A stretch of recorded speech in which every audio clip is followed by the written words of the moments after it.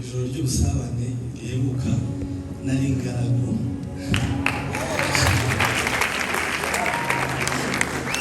none ubu Yesu yaranyubakiye. Nshimira Imana cyane kandi nishimiye kubashimira mwese abera b'Imana bari hano n'abashumba cyane cyane Bishop umuryango we na Revera Kado baduteye iteka baradukunda natwe turabakunda twabonye presence yanyu mu birori byacu biratunezeza. Namwe mwese muri hano reka mvuga ngo Mwami Yesu abamugisha Mwami yagirira neza cyane niryo shimwe nari mfite ryaririye ku mutima. Yes, tujya kuririmba indirimbo ivuga ngo ufite inyota wese naza ahondi n'udafite ifeza nawe nazi, ufite inyota wese nzamuha ubuntu kunywa ku isoko y'amazi y'ubugingo. Niturangiza tuvuye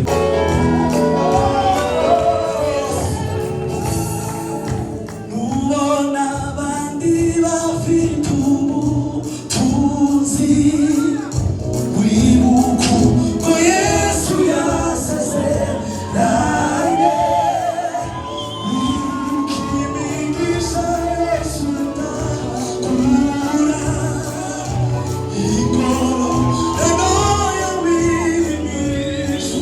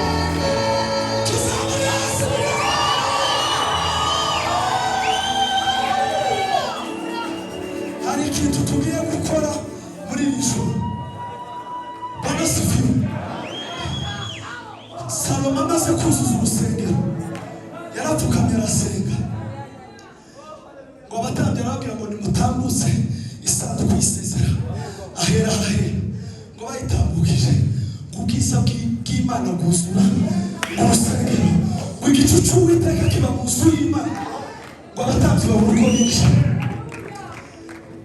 Niki cyabi binjiranyemo amashimwe.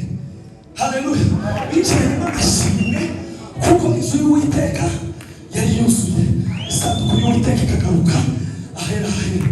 Tugiye guhaguruka twese turiruka urusengero kubw'icyubahiro cy'Imana, twirukanswa n'amashimwe gusa. Barasifuye. Turi kuvuga ngo twahawe imigisha yose muri Yesu tutabasha kuvuga. Mwese muhaguruke ntihagire usigara. Tugiye kwiruka gutya, tunyure muri uru rusengero gutya kubw'icyubahiro cy'Imana.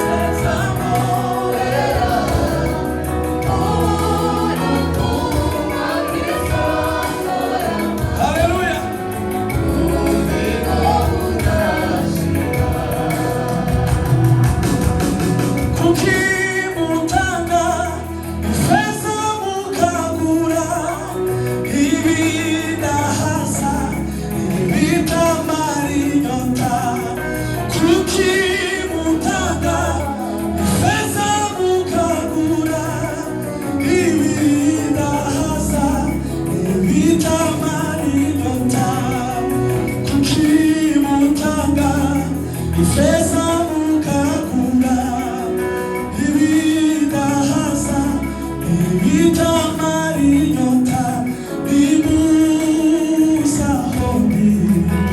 Mwami Yesu maheru bimusa nukwira